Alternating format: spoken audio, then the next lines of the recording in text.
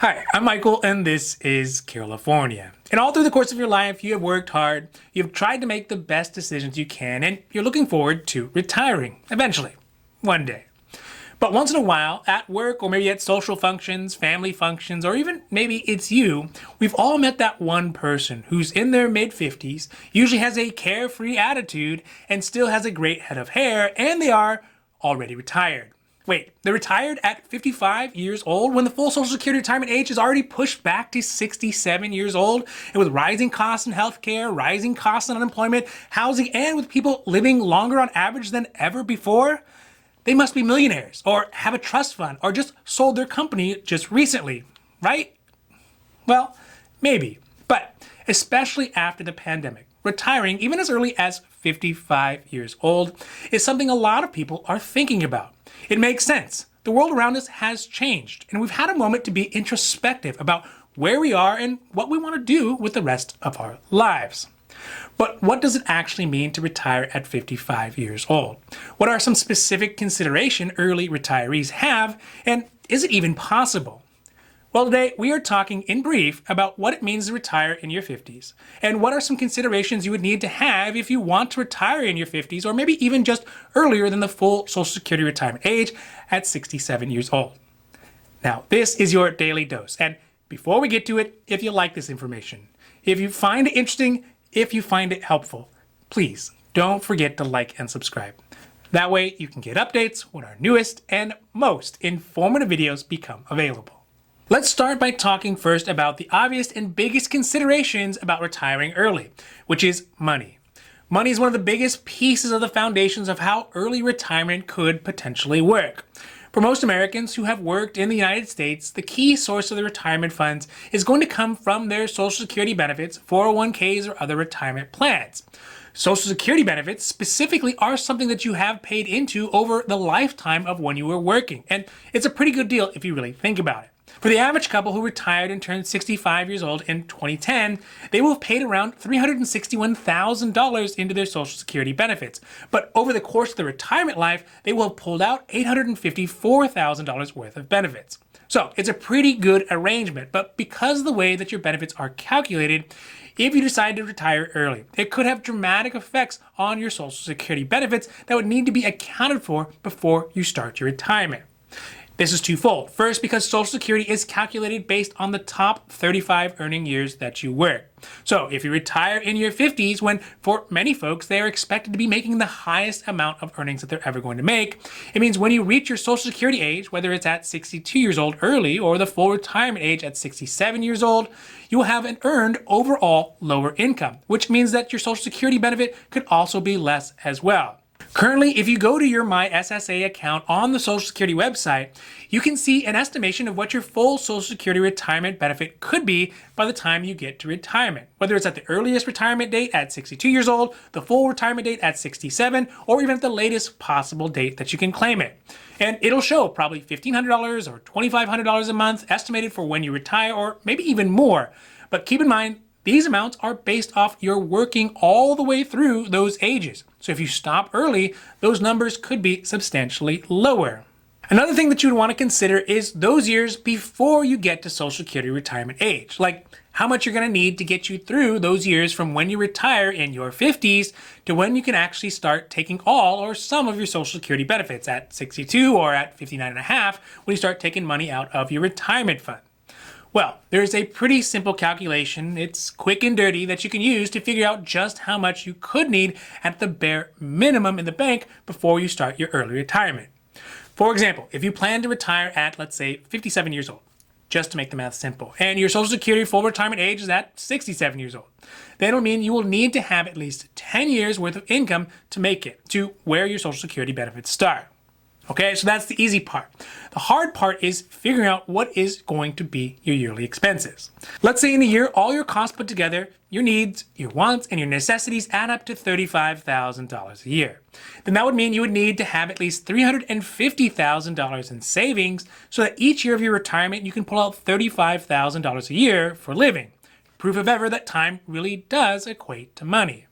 Of course, these numbers are just to get your head around how much you might need. By that, I mean it's the minimum.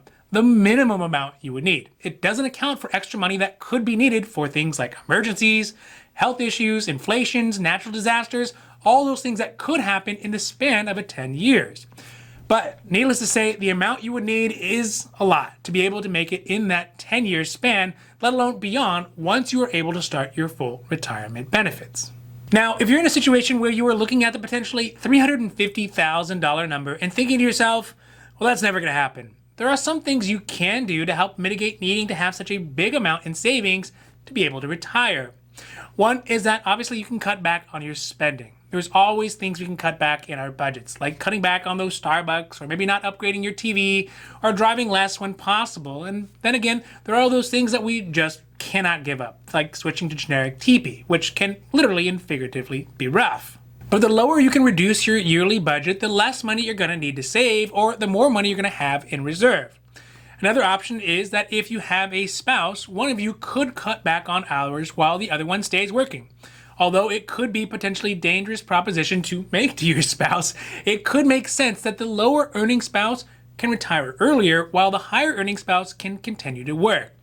This is advantageous because it lets one person retire earlier, and the later in life, when one of the spouses dies, then the surviving spouse will be able to claim the higher amount of the two benefits, but not both.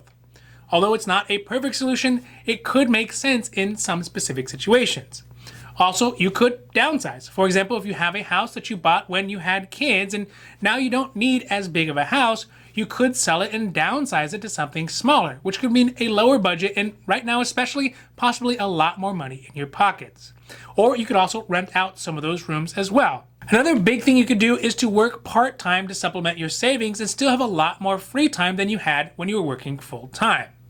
The one big consideration with this is that if you are planning to start taking Social Security benefits early at 62 years old, some of your work income could cause your Social Security benefits to be offset, meaning that the more money you make from work while also claiming Social Security benefits earlier, the less money you'll be able to get in your Social Security benefits. Keep in mind, though, that working part-time doesn't have to be a greeter at Walmart anymore. In today's world, there are tons of side hustles that you may not have even thought about. Things like Uber, Lyft, Grubhub kinds of works, or even just make YouTube videos. All you really need is a phone and a camera and the internet. A perfect example of this is I found a channel on YouTube the other day of two very pleasant older ladies who were talking about rocks, rock talk. They found these rocks in the gardens, they talked about what they liked about them, what they don't like about them, and why they chose them as their favorite rocks. It wasn't life-changing, but I loved it. And it had enough views that at a continual basis, it could provide enough income similar to working part-time. So just realize there are options out there that don't have to be a greeter somewhere. If you find something interesting in the internet of billions of people, there are also other people who think that whatever it is interesting too, and will be willing to watch. California is no exception. The last thing I want to talk about today that pertains to retiring in your 50s is healthcare. This last year, more than ever, really has laid out the importance of healthcare. Most Americans get their healthcare coverage through their work, but if you are retired, then you won't have your work to cover your healthcare costs anymore. Additionally, Medicare, it doesn't start until you are at least 65 years old, except for in some very specific situations. So what this means is that one of the biggest expenses that you may have besides your housing is going to be healthcare. Even if you don't use it, the average cost of healthcare can be thousands of dollars a year. So you'll need to get something to cover you from when you retire up until you are 65 years old and become eligible for Medicare. Even then though, Medicare doesn't cover everything and it's also not free.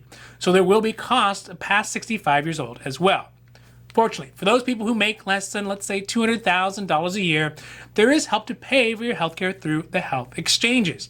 The health exchanges are private health insurance plans like Blue Shield, Kaiser, Ambetter, Molina, and the only difference between those plans and the ones that you get through your work is that you can get extra help paying for your plan down to as low as $0 a month. And it's not Medicaid. These plans are based off your income, your household, your age, and your locations. And the doctors are the same, and the benefits oftentimes are even better than what you had through your work.